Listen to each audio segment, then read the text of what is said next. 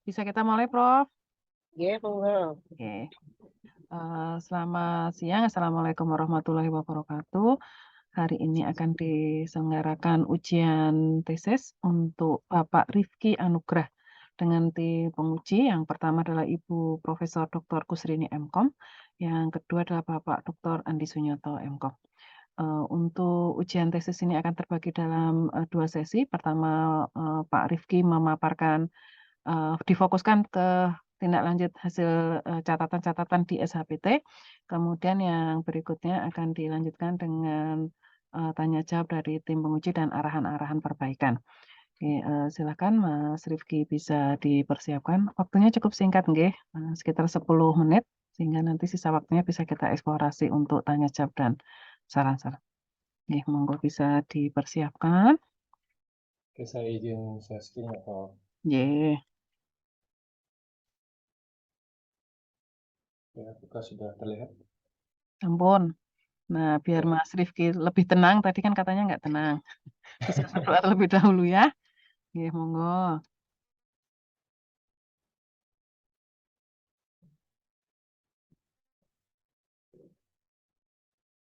Oke, saya mau izin mulai. Oke, bismillahirrahmanirrahim. Assalamualaikum warahmatullahi wabarakatuh. Selamat pagi Bapak dan Ibu. Salam sejahtera untuk kita semua. Om Swastiastu, Namo Buddhaya, Salam Rahayu, Rahayu, Rahayu. Pertama, saya ingin mengucapkan banyak terima kasih kepada Bapak dan Ibu dosen, terutama pembimbing pertama saya, Prof. Emma, dan pembimbing dua saya, Pak Alfa, kemudian penguji pertama, Profesor Dr. Kusrini, dan penguji dua, Bapak Dr. Andi Sunyoto, yang bersedia untuk menghadiri sidang tesis saya, yang berjudul Analisis Audit Manajemen Risiko untuk Mengelola Risiko IT dengan menggunakan framework COVID 2019. Jadi saya lanjut langsung saja untuk memaparkan hasil tindak lanjut revisi. Sebelumnya telah mendapatkan revisi dari sidang proposal sampai dengan sebenarnya hasil penelitian tesis. Akan saya paparkan pertama mengenai konteks stakeholder dalam RACI pada batasan masalah. Jadi pada poin ini saya mensunting pada batasan masalah dengan menekankan pada responden yang diambil adalah beberapa sampel stakeholder yang terlibat pada sistem informasi di Politeknik Negeri Pontianak. Ini mempertimbangkan dengan RACI yang sesuai dengan dokumen dari ISAKA mengenai desain guide dari COVID 2019. Jadi dari RACI sendiri merupakan skema untuk menentukan peran yang bertanggung jawab dalam tugas-tugas aktivitas IT. Nah, pada RACI sendiri ada 27 role. Kemudian dengan 27 role tadi kita cocokkan dengan yang ada di lapangan. Sehingga menurut job desk yang ada, Chief Executive Officer itu setara dengan Ketua UPT KTI, kemudian Head of Development ini setara dengan administrasi UPT KTI-nya, kemudian Head of IT Operation setara dengan administrasi data dan info, kemudian Service Manager setara dengan teknis sistem dan jaringan, Privacy Officer setara dengan operator data dan info. Jadi ini akan disesuaikan dengan RACI chart yang ada, kemudian dengan di lapangan itu sendiri. Kemudian mengenai penambahan rujukan. Nah, ada 3 referensi yang saya tambahkan. 3 referensi ini sama-sama merujuk kepada COVID 2019, di mana dengan mempertimbangkan nilai capability level dan nilai gap sesuai dengan tempat dilakukannya penelitian itu sendiri. Kemudian ada rekomendasi yang bersifat teknikal akan disampaikan sebentar lagi dalam presentasinya. Kemudian dilanjutkan dengan revisi pada SHPT, di mana mengukur tingkat keberhasilan penelitian. Dalam mengambil teori dalam mengukur tingkat keberhasilan penelitian ini, saya mengambil beberapa dokumen. Pertama, dokumen ISAKA yang bertujuan untuk enabling proses. Jadi pada tingkat dokumen ISAKA ini bilang kalau tingkat keberhasilan penelitian audit dapat merujuk pada goals dari proses audit itu sendiri. Jadi, tujuan proses terlaksana apabila pernyataan yang menggambarkan hasil yang diinginkan dari suatu proses audit berhasil dilakukan. Sebuah hasil dapat berupa sebuah rekomendasi artefak, perubahan signifikan dari keadaan atau peningkatan kemampuan yang signifikan dari proses lain. Nah, jadi menurut dokumen ISAKA ini, apabila tingkat keberhasilan penelitian dalam tujuannya audit itu sendiri apabila telah sesuai dengan kaidah-kaidah dari ISAKA Design Guide, di mana menghasilkan sebuah rekomendasi berupa rekomendasi yang signifikan sesuai dengan keadaan yang ada. Kemudian menurut dokumen CISA Review, ada 2 faktor yang menyebabkan penelitian terkait audit berhasil terlaksana, yaitu pertama, dapat menjabarkan batas minimum dari kinerja IT. Jadi batas minimum ini dapat juga dari dokumennya sudah ditentukan dari ISAK-nya, kemudian memberikan gambaran terhadap ekspektasi yang seharusnya ada pada pemangku kepentingan atau stakeholder. Jadi rekomendasi tersebut akan diberikan lagi ke pemangku kepentingan kira-kira sudah cocok atau belum, atau bisa diterapkan atau tidak. Dan menurut dokumen Internal Audit Handbook (KOSO), bahwa mengukur tingkat keberhasilan penelitian ini audit apabila proses multilangkah yang bertujuan untuk menentukan apakah proses dan prosedur yang ada sesuai dengan kondisi dan aturan yang berlaku, kemudian sesuai dengan tidak ada penyimpangan di dalam hal tersebut. Kemudian audit internal dapat dikatakan berhasil terlaksana apabila diberikan saran berupa rekomendasi untuk pedoman penggambaran dan perancangan instruksi kerja dalam proses dan dapat mendukung penilaian risiko yang ada. Kemudian terkait justifikasi dari parameter keberhasilan dan keefektifan rekomendasi audit bila diterapkan. Kira-kira jika diterapkan ini bagaimana? Apakah ada jaminan atau tidak? Jadi menurut dokumen ISAKA versi 2 enabling dokumen, bahwa rekomendasi saran diberikan oleh auditor akan dikembalikan sepenuhnya kepada pihak pemangku kepentingan, yaitu stakeholder, apakah bisa ditindaklanjuti atau tidak. Pihak pemangku kepentingan nantinya akan menyesuaikan tujuan dan area yang terlampir sesuai dengan rekomendasi. Jadi akan kita kembalikan ke pemangku kepentingan, kemudian pemangku kepentingan mengecek kira-kira apakah ini sesuai dengan aturan yang ada, atau regulasi yang ada, atau SOP yang ada, nanti akan ditindaklanjuti lagi. Kemudian menurut Internal Audit Handbook (KOSO), bahwa pengendalian internal guna menyikapi dari rekomendasi audit hanya memberikan jaminan yang wajar saja sesuai dengan kaidah yang berlaku, dan tidak ada jaminan mutlak akan berhasil 100%. Kemudian dengan pada poin ini saya juga meminta beberapa pendapat dari para dosen dan juga auditor mengenai parameter keberhasilan. Ada beberapa narasumber. Pertama, saya bertanya kepada Profesor Dr. Insinyur Ricardus Eko Endrajit mengenai hal ini, bahwa beliau berkata bahwa tidak ada parameter untuk memastikan bahwa rekomendasi saran akan berhasil. Proses rekomendasi dan saran akan dikembalikan lagi kepada ketentuan COVID 2019. Yang terpenting adalah pengimplementasian dilakukan dengan good practice. Sama, akan dikembalikan lagi ke pihak pemangku kepentingan. Kemudian ada Bapak Eko Budianto STMT, bahwa rekomendasi audit ini tergantung manajemen menyikapi dan meyakini hasil audit, maka laporan ringkasan laporan inti dibuat semenarik mungkin dengan didukung uraian laporan basis eviden data pemeriksaan audit. Jadi semua rekomendasi nanti di cross check lagi dengan data yang ada, kira-kira sudah cocok atau tidak dengan organisasi. Risiko dilaksanakan atau tidak dilaksanakan rekomendasi akan ditanggung oleh organisasi atau perusahaan, atau bisa juga pemangku kepentingan itu sendiri. Kemudian ada ketiga dari Ibu Kartika Sari SKMCS, bahwa saran rekomendasi seorang auditor belum tentu sesuai dengan kebutuhan yang ada objek penelitian. Semua tergantung pada masalah pada objek penelitian itu sendiri.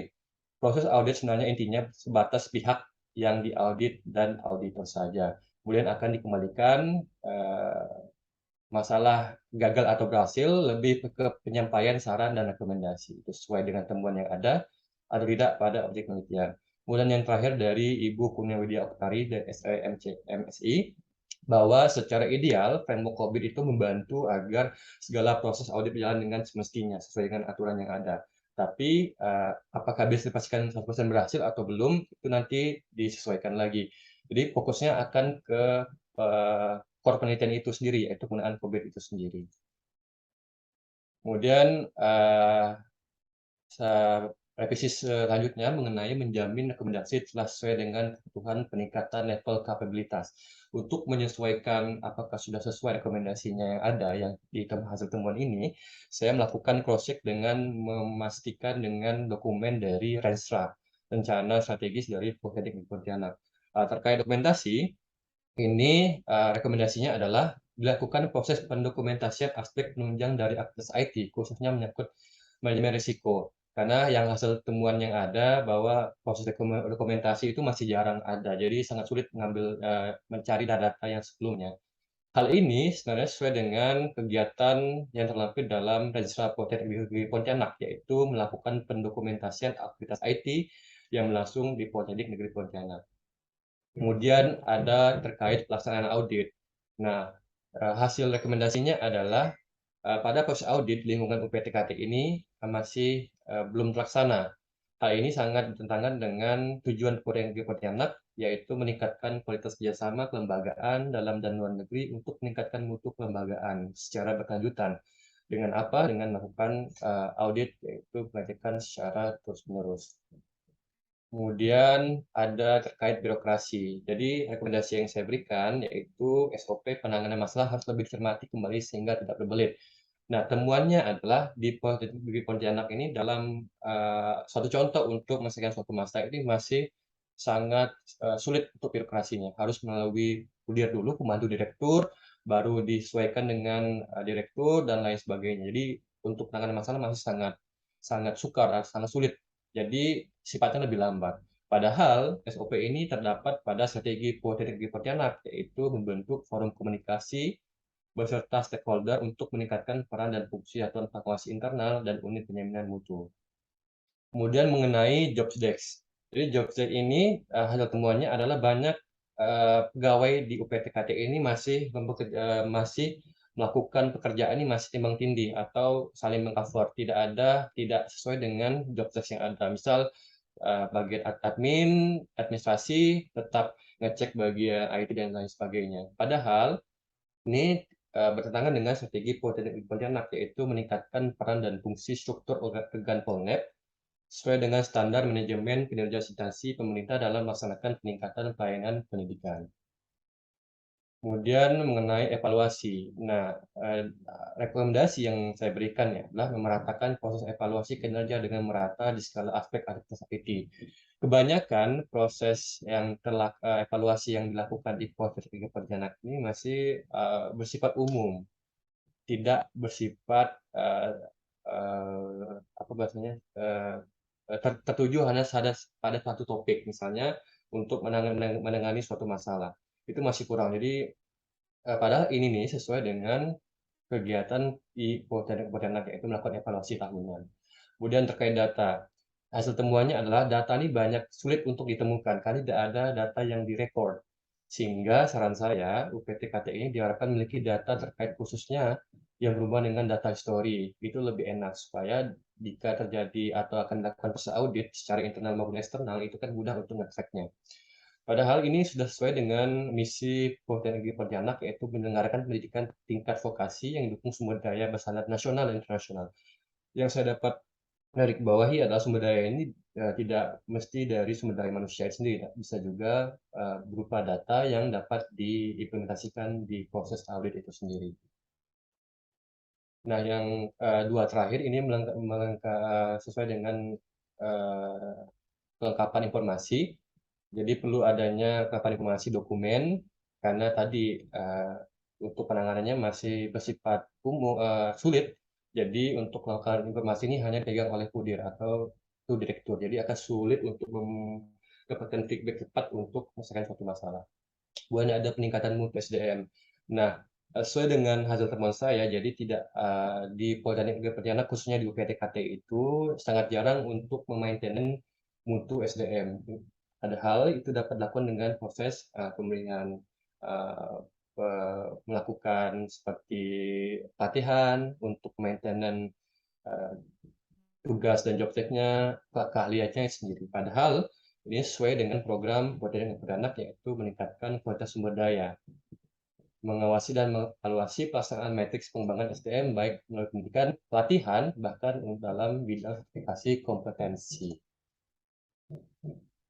Nah, kemudian untuk menjamin rekomendasi ini sesuai dengan tingkat level kapabilitas, saya juga berdiskusi dengan Ibu Kartika Sari, Eskom MCS tadi, seorang dosen juga di Universitas Tanjung Pura dan juga seorang auditor. Beliau menggarisbawahi terkait birokrasi. Jadi yang saya dapatkan itu adalah birokrasi di Politeknik Pontianak ini, khususnya di UPT ini masih lambat dan tidak sistematis, dikarenakan untuk tindak penanganan masalah harus melalui perizinan pihak kampus, yaitu PUDIR, sehingga terkadang penanganan dilakukan sedikit lambat. Misalnya seperti ini, misal ada penanganan masalah khususnya di IT. Jadi PUDIR harus tahu dulu untuk melaksanakan. Padahal menurut SOP yang berlaku di dokumen ISAKA itu, untuk penanganan IT yang sifatnya urgent dapat dilakukan terlebih dahulu di lingkungan TI atau yang lingkungan yang bersinggungan langsung dengan teknologi informasi. Nah, beliau, Ibu Kartika Sari itu berpendapat bahwa dalam proses SOP, penyelesaian masalah akan disesuaikan dengan kebijakan dari objek penelitian. Beberapa objek penelitian, penanganan masalah harus disetujui oleh pihak akademik terlebih dahulu, baik itu rektor atau pudir. Jadi tidak semudah itu untuk mengubah regulasi terkait penanganan masalah. Jadi rekomendasi ini mungkin saya dapat disampaikan untuk menjadi bahan pertimbangan untuk regulasi di objek penelitian tersebut. Hanya poin ini, rekomendasi ini yang perlu dipertimbangkan kembali, karena setiap universitas itu memiliki regulasi yang berbeda-beda. Nah, dalam proses audit ini, saya menggunakan ada 5 domain. Pertama, EDM 03, and Surface Optimization, kemudian APO 12, Manage Risk, kemudian APO 13, berhubungan dengan Manage Security, DS02 mengenai Manage Service Request dan Incident, DS03 mengenai Manage Problem. Nah, singkat saja, dalam tujuan ini dilakukan proses capability level test. Ada berapa level, yang masing-masing level ini menunjukkan bahwa tingkat pelaksanaan aktivitas IT sudah baik atau tidak. Kebetulan di Politeknik Pontianak ini, setelah data yang saya terima dan saya proses, ini masuk ke rata-rata ke nilai 3, di mana nilai 3 ini bersifat established, artinya bahwa instansi terkait telah dilakukan proses implementasi dan mampu mencapai hasil proses sesuai dengan apa yang diterapkan. Tapi apabila dapat ditingkatkan ke level 4, mungkin bahkan ke level 5, maka tingkat aktivitas IT sudah terlaksana sangat-sangat baik untuk tingkat Politeknik Negeri Pontianak. Kemudian, ini ada kesimpulan yang dapat saya sampaikan. Pertama, pada penilaian capability level test ini masuk ke level 3, yaitu established, sudah terlaksana sesuai dengan standar minimum, tidak ada gap yang berarti, jadi sudah sesuai. Kemudian ada beberapa poin yang perlu diperbaiki, contohnya di dokumentasi, pelaksanaan audit, birokrasi, job state, evaluasi, data, dan lain sebagainya. Nah, ini diharapkan ke depannya sarannya itu dapat mempertimbangkan domain-domain yang berhubungan langsung dengan topik penelitian UPT KTI, misalnya berhubungan dengan security, nanti fokusnya ke situ, benar-benar dikulik sampai dalam. Kemudian di penelitian selanjutnya diharapkan terdapat ada perbandingan satu framework dengan framework lainnya. Pada penelitian ini kan menggunakan framework COVID 2019, bisa nanti ke depannya menggunakan PROSO atau ITL dan lain sebagainya. Eh, itu saja yang dapat saya sampaikan. Kurang lebihnya mohon maaf. Jika ada kesalahan, boleh dimaafkan. Saya ucapkan wassalamualaikum warahmatullahi wabarakatuh. Waalaikumsalam warahmatullahi wabarakatuh. Terima kasih Pak Rifki, paparan tindak lanjutnya. Selanjutnya kita masuki ke sesi yang kedua, yaitu sesi tanya jawab dan saran-saran. Sebelumnya mohon izin untuk menempatkan Pak Faisal ke waiting room dulu ya, Prof. Ya.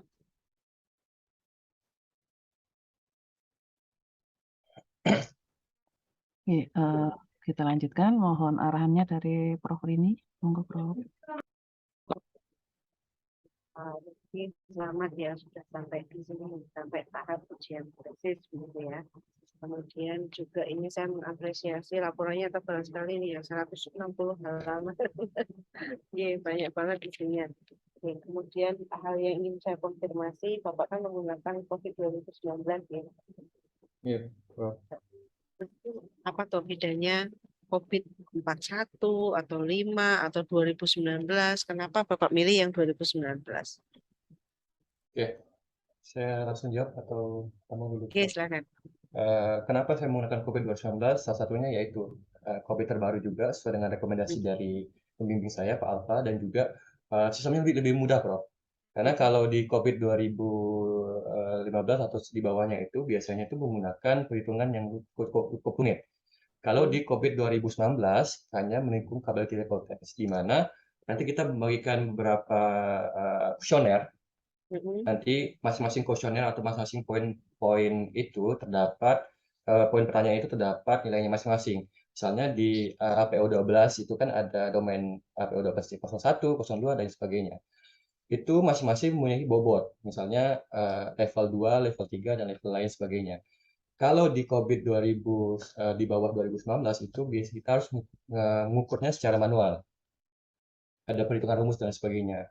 Kalau di COVID 2019 ini, itu apabila, suatu aktivitas yang domain itu telah terlaksana, maka nilainya 2 atau sudah bisa melanjutkan ke level-level selanjutnya.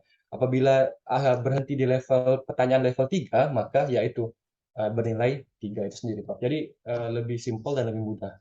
Itu sih, Pak, yang Oke. disampaikan. Berarti kayak itu ya tingkat TKT, Bapak tahu TKT Mhm, nggak? Tingkat kesiapan teknologi. Itu mhm, kan kalau tidak memenuhi level 1 berarti ya sudah berhenti di situ gitu ya. iya, Pak, Nah, benar, oke, Pak. baik. Jadi tidak perlu dihitung-hitung ya. Iya, Pak. Mhm. Ada nggak hal lain selain masalah perhitungan? Eee, lebih dokumennya lebih lebih banyak menyakup banyak banyak ini maksud Pak, banyak sektor, sebelum-sebelumnya itu banyak fokusnya ke manajemen dan akuntansi. Mhm. Makanya banyak banyak buku yang, fokusnya ke auditing jasa konsulen biasanya, itu. Tapi di COVID 2019 nih lebih umum, lebih banyak menyangkut banyak sektor. Salah satunya sektor pendidikan. Itu dapat dilihat dari tingkat pertanyaannya yang relevan dengan teknologi yang ada itu, Pak. Mhm, mhm. Oke. Kemudian Bapak yang dipilih di rumusan masalah itu adalah implementasi domain EDM03, AP012, AP013, DSS02, Dan dan ES03. DSS03. Itu Hmm. kenapa itu? Itu dipilih sesuai dengan desain faktor yang telah dilakukan menggunakan COVID 2019 Toolkit. Pak. Mhm, Jadi sebelumnya saya berdiskusi dulu kepada pihak kampus untuk mhm, menentukan eee, untuk menentukan fokusan dari audit ini sendiri. mhm, Nanti diproses di toolkit-nya sesuai dengan ada desain faktor 1 sampai 4, nanti itu bakal keluar, kira-kira, domain mana yang dapat menjadi fokusan hasil dari diskusi tersebut. Nah, hasil diskusi tersebut itu dalam dalam toolkit itu bisa kita sesuaikan lagi dengan, yang ada. Misal, kita sesuaikan misalnya APO12, itu kira-kira kita kombinasi lagi, cross check lagi ke pihak, pemangku jabatannya, apakah ini bisa diangkat di sini, karena kan, eee, setiap domain itu mempunyai anak-anakannya, ada sub-sub domainnya lagi, Kak. mhm, Nah, sub-sub domain itu kadang-kadang ada yang tidak relevan gitu, jadi kita harus mhm. pilih pilih lagi untuk cross check sendiri. Nah, itu sesuaikan Oke. dengan toolkit-nya itu sendiri, Kak, Mhm. untuk pemilihan, Kalau domainnya gitu. yang Bapak bahas di bab 4 itu terkait dengan pemilihan domain itu untuk menentukan ini bukan? Atau subnya Untuk menentukan domainnya, Pak. domainnya? Berarti Mhm. Oh, EDM03 itu setelah Bapak bahas di bab 4 itu. mhm. Mhm. Kemudian Kalau kemudian begitu, disesuaikan lagi, Prof, dengan pihak mhm. kampus, udah Oke. sesuai atau belum? Ya, oke. Kalau memang itu tuh belum tahu dari awal, kan rumusan masalah tuh di depan ya. Mhm, Nah, tapi Bapak tahu EDM03, AP012, DSS02 itu setelah memasukkan ke toolkit dan itu dibahas kan di bab 4. iya. Oke. Awalnya Nah, kalau kalau saran saya itu harusnya jadi pertanyaan. mhm, Jadi tidak di-close bahwa itu loh yang akan apa cari domainnya, tapi Bapak nyari dulu kan domainnya apa. mmm. Sehingga Bapak tidak perlu menyebutkan implementasi dari domain EDM03, AP012. Tapi pertanyaannya justru domain mana yang harus apa dievaluasi gitu. Karena Bapak kan memang dari awal nyari dulu tuh pakai tadi diskusi, pakai toolkit dan sebagainya, sehingga ketemu, oh ini loh yang dikerjakan, berikut sub-subnya. Jadi itu nek menurut saya di rumusan masalahnya justru menjadi pertanyaan, domain dan subdomain mana yang harus diimplementasikan begitu ya. Kalau jenengan mau ingin tetap jadi rumusan masalah, maka alasannya itu harusnya di latar belakang. Jadi bukan ketemu dulu apa yang mau dicari, baru kita mencari alasannya gitu. Awalnya ini, Prof, awalnya kan saya lihat rekomendasi atau apa, punya punya rekomendasi dari senior-senior. Mm-mm. Kamu ditanya awal-awal, "Kamu fokusnya ke mana?" Saya bilang, "Ke problem." Nah, saya lihat di dokumen Isakai sendiri untuk problem itu lebih ke APO 12. Makanya di ESA ya fokusnya ke APO 12 tanpa memperlihatkan dengan toolkit sendiri. Terus saya baca lagi Prof, ternyata ada toolkit untuk menyesuaikan kembali dengan objek penelitian.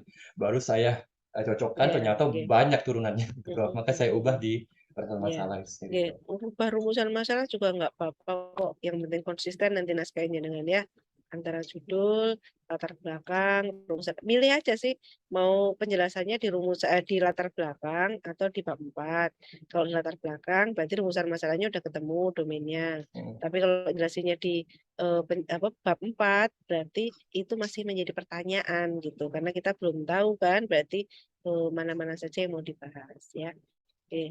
Kemudian apa keunggulan penelitian Bapak ini dibandingkan dengan penelitian lain yang ada di literatur review, Pak, selain terkait dengan objek dan domain? Baik, Prof. Kalau dari yang saya baca dari literatur review itu, kebanyakan dari pihak yang sebelum-sebelumnya itu sifatnya lebih umum. Contohnya seperti ini, Prof. Kalau kebanyakan literatur review yang saya baca itu, kebanyakan dia mengaudit satu politeknik di Pontianak, misalnya satu politeknik, sifatnya umum. Kalau saya ini lebih ke fokus ke satu. Awalnya saya ingin melakukan teknik Pontianak karena terlalu luas dan itu banyak sub-subnya. Saya lebih fokuskan ke satu tempat, yaitu UPT-nya, gitu. Jadi itu Prof kebanyakan. Jadi biasanya di literatur review itu, maaf saya potong. Dalam literatur review itu sifatnya mencakup global, Prof. Nah, kalau yang saya ini lebih ke fokus ke UPT-nya itu. Ya. Kalau orang bisa meneliti 5 dengan 1 kan berarti 5 itu lebih bagus loh. Nah, berarti kan bukan sedikitnya yang diunggulkan toh, Pak. Ya, Prof. Kalau jenengan bilang, oh dia 5 saya 1 loh. Nah, itu berarti nggak bagus. Nah, yang bagusnya itu walaupun saya 1, walaupun saya itu sempit cuman segini, tapi kedalamannya seperti apa? Itu yang perlu ini kan. Jadi sisi unggulnya gitu, Pak.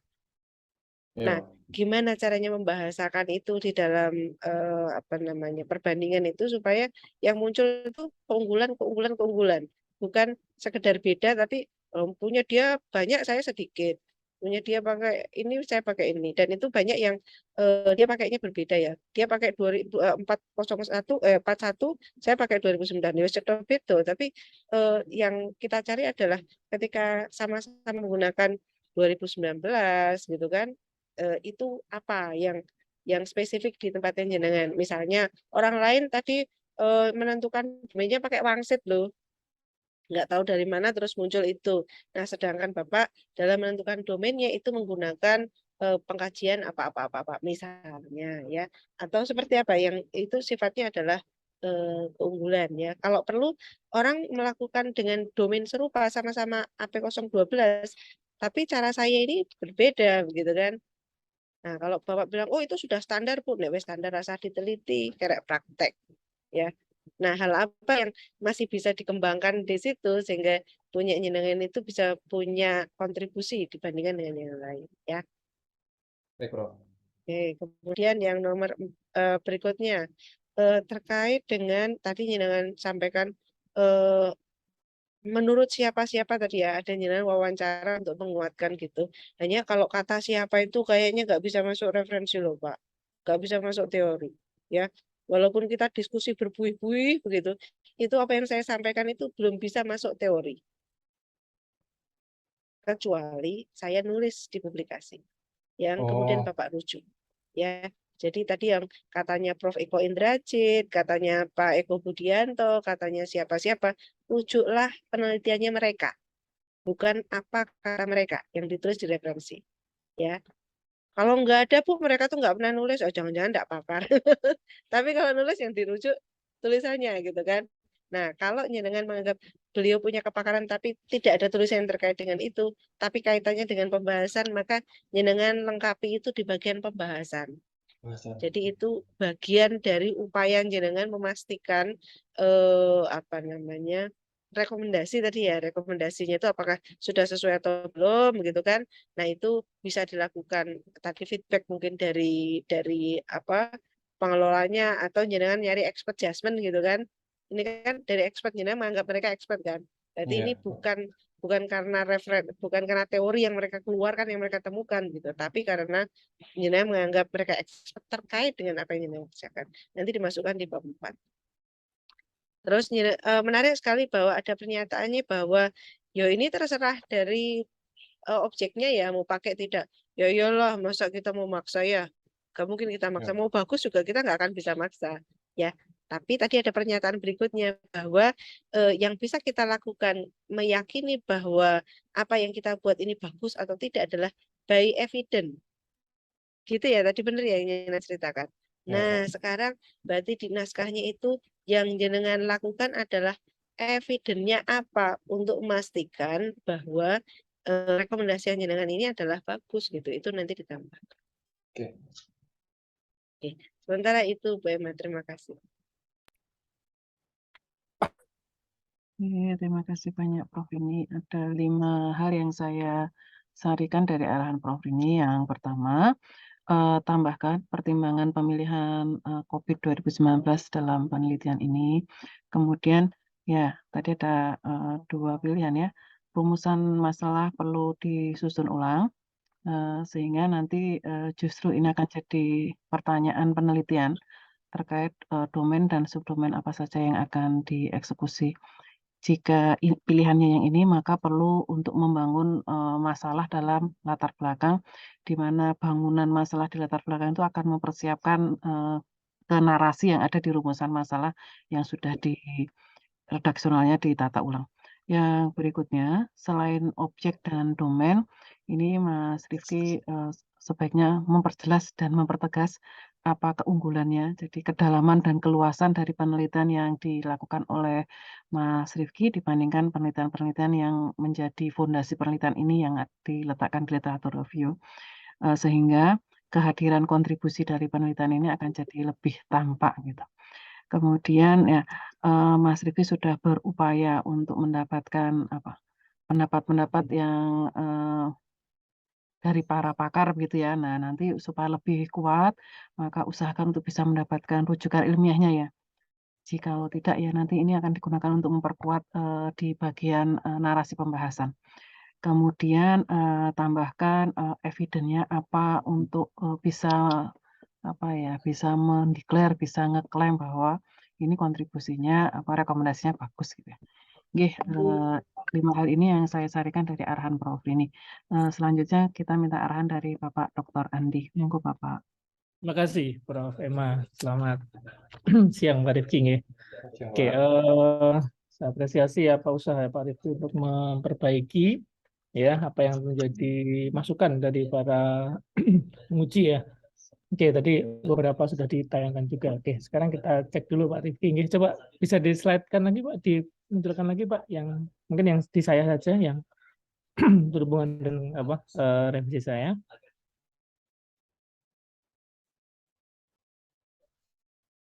Yang dari awal aja Pak. Ya. Nanti kayaknya ada ya.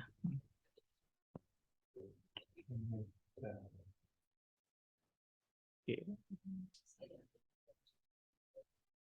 Nah, yang dari ini. Oke, ini yang dari sini ya. Oke, ini intinya apa Pak? Intinya Pak? Bisa diukur nggak Pak? Untuk itu bisa diukur sih Pak. Cuman perlu waktu yang Gimana, lama Pak? Pak. Gimana? Maksudnya Pak? Ini intinya bisa diukur nggak dari kata-kata yang ada di situ? Kalau ukur mungkin bisa untuk cuma sebatas dipastikan lagi Pak kepada pihaknya Pak. Untuk berhasil atau enggak itu belum ada pengukuran yang pasti Pak. Oke, berarti tidak ada ukuran pastinya ya? Ya Pak, berhasil tidak itu masih belum Tidak ada bisa. ukuran pastinya. Oke. Oke, coba berikutnya Pak. Tadi next. Yang ini intinya apa Pak? Yang ini kalau menurut tingkat keberhasilannya itu dapat disesuaikan dengan batas minimum Pak.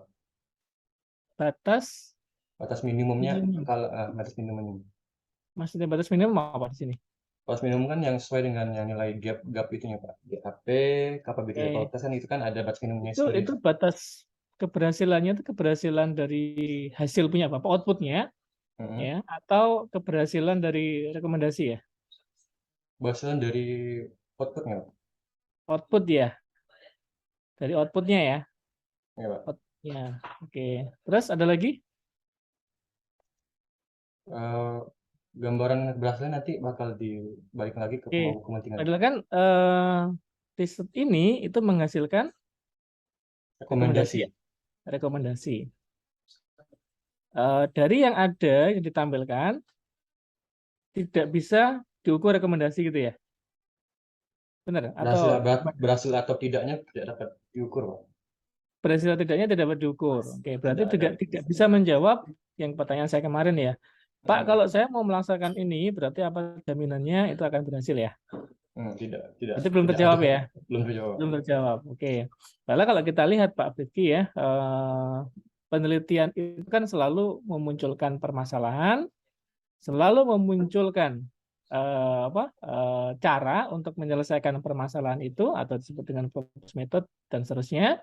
Kemudian selalu ada evaluasi. Ya, karena dari propose tadi menghasilkan hasil, kemudian hasil itu dievaluasi ya. Kan selalu seperti itu. Ya, berarti kan tahapan ini minus di tahapan evaluasi hasil ya. Artinya kalau tadi Pak Rifki mengatakan rekomendasi itu hasil, berarti kan Pak Rifki minus di dalam mengevaluasi hasil ya. Benar nggak itu? Ya, Pak. Cuman Oke. ada cara sih Pak untuk melakukan maintenance lanjut untuk memastikan berhasil atau enggak. Tapi itu harus terlaksana dulu Pak. Dan itu membutuhkan Iya, waktu yang iya. lama Berarti kan, juga. berarti kan yang ini kan ini ya. Apa artinya? Tidak bisa ya sampai sekarang yang sekarang Pak Levi lakukan tidak bisa mengukur tentang output ya. Nah, artinya bahwa apa yang Bapak usulkan belum bisa diukur ya. Apakah seberapa bagus ya? Atau Iya, Pak. kualitasnya nggak bisa diukur kan ya? Iya, Nah, Pak. oke. Berarti konsep di dalam penelitian ada yang kurang ya. Ada yang kurang. Ada yang belum bisa diakomodasi di dalam proses penelitian yang seperti ini ya.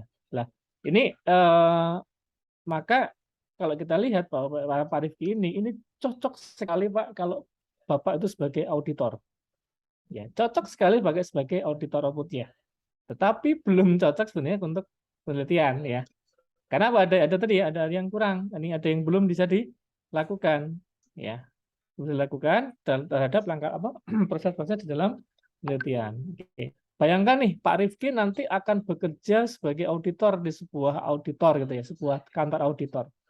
Pak Rifki itu bisa mengaudit mungkin sebulan bisa 2 kali. Ya. Dan bayangkan juga Pak Rifki akan mengkonversi itu menjadi tesis. Maka Pak Rifki bisa lulus 1 tahun itu bisa 12 kali gitu ya. Nah, sebulan 2 kali berarti 24 kali, 20 kali gelar masternya. Nah, artinya bahwa sebenarnya kan cocok Pak untuk pekerjaan sebagai auditor. Yang langkah-langkah sampai sekarang tuh bagus banget ya. Bagus banget, sudah terstruktur dan seterusnya. Tapi berhenti sebagai auditor. Lah, untuk penelitian itu yang kurang. Ya, karena apa? Tadi kita nggak bisa mengevaluasi, apalagi ditanya nanti apa kira-kira kontribusinya terhadap yang sebelumnya. Kalau di sini apa kontribusinya terhadap objek? Ya, tadi Pak Rifki bisa menghasilkan rekomendasi itu. Ya memang sampai situ. Itu kerjaan auditor kan itu ya. Ya, cuman kan seberapa bagus itu kontribusinya seperti apa nantinya. Oke, kira-kira nanti kalau Pak Rifki ada orang membaca tesisnya Pak Rifki atau penelitian Pak Rifki, kira-kira apa yang mereka bisa ambil dari hasil penelitian Pak Rifki itu? Jika lihat mungkin dari step-stepnya juga bisa dipelajari Pak. Nah, ya, artinya kan Pak Rifki pernah mengambil audit tentang ini, gitu kan ya. Kemudian menggunakan ini, selesai. Ya kan selesai kan? Beda kan maksudnya Pak Rifki menggunakan ini, menyelesaikan permasalahan ini menggunakan cara ini, kemudian hasilnya adalah bagus. Hasilnya adalah setengah bagus. Hasilnya adalah seperti ini. Kenapa? Karena sudah pengujian di situ ya. Oh, ternyata kalau menyelesaikan masalah audit, misalnya tentang apa? Tentang audit tentang sistem informasi akademik, maka cocoknya menggunakan metode seperti ini. Karena metode ini ketika diukur menghasilkan gitu ya. Misalnya menghasilkan ketepatan atau akurasi sekian persen. Kan beda kan ya? Nah, nggak bisa berhenti, nggak bisa sampai situ, hanya berhenti sampai ini. Sehingga ketika membandingkan apa? Tadi dibilang Prof ini hanya membandingkan perbedaan ini sama ini bedanya ini sama ini bedanya ini sama ini. Bagus yang mana? Nggak tahu.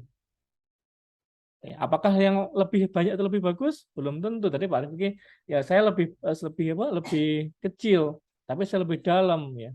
Apakah lebih kecil itu juga akan lebih bagus? Ya, tidak bisa diukur, gitu kan? Tidak bisa disandingkan. Yang disandingkan hanya bedanya ini dengan yang lain. Belum sampai ke apa kontribusinya atau ada nggak perbaikan dari yang sebelumnya. Makanya cari beda-beda saja. Ya, kan kerasa gitu Pak ya. Ya, berhenti pada ini. Jadi apa Bapak level lakukan itu cocok sekali untuk seorang auditor dan udah lengkap nih ya, udah lengkap bisa menghasilkan sampai ke level ini. Cuman kan berhenti ya, kita mau menyimpulkan apakah ini akan lebih bagus, kemudian apakah kontribusinya, kalau dibandingin itu apa yang harus dibandingkan, itu akan berhenti. Ya, padahal itu sebenarnya tahapan yang penting ya dalam sebuah penelitian, yaitu membuktikan bahwa apakah yang kita usulkan itu sudah bagus atau belum. Ya, makanya ketika ditanya apa unggulnya punya Pak Rifki dengan yang lain tadi bingung ya. Ya, maksudnya tadi kan yang fokus dan seterusnya. Cara ngukur fokus gimana gitu kan ya? Cara apakah fokus itu lebih ini. Nah, itu yang menjadi mungkin PR nanti Pak Rifki supaya bisa menyusun ya yang hasil yang ini ya menjadi sebuah hasil yang seperti penelitian gitu ya, seperti penelitian yang ini. Jadi kalau saya intinya ini cocok untuk sebagai auditor Pak, tapi agak susah untuk dikonversi menjadi sebuah riset ya karena ada yang hilang di situ. Ya, berarti kan kalau Pak Rifki tadi bilangnya ini harus dipraktekkan dulu Pak. Ya kalau memang harus seperti itu silahkan gitu nggak masalah gitu kan ya mempraktekannya. Cuman mungkin ada nggak simulasi yang bisa tidak harus menunggu nih dipraktekkan 3 tahun gitu ya. Bisa nggak ada simulasi? Bisa nggak ada apa istilahnya ya? Ya simulasi istilahnya ya. Bisa nggak ini hanya dengan tertentu dengan cara tertentu bisa untuk mewakili tingkat keberhasilan. Ya, gitu. Jadi kalau Rifki mau menjadi seorang auditor sudah jago nih ya. Nah, apakah jadi seorang peneliti? Ya, masih ada yang kurang. Ya, masih ada yang kurang yang tahapan-tahapan yang belum bisa ditunjukkan. Ya, oke. Matur suwun Prof. Emma, cukup dari saya. Nah, Terima kasih Bapak Dr. Andi. Nah, ini ada arahan coba ya untuk menemukan cara yang bisa digunakan untuk mensimulasi yang bisa mewakili. Jadi misalnya apakah ada nanti studi kasus gitu yang bisa kemudian disimulasikan di dalam kerangkanya Mas Rifki untuk bisa mendapatkan keterwakilan hasil begitu nggih, Mas Rifki. Oke. Prof ini ada tambahan, Prof. Cukup, nggih. Mas Rifki saya tempatkan dulu di waiting room, nanti saya akan kembali ke sini. Bentar. iya, Prof. Nggih.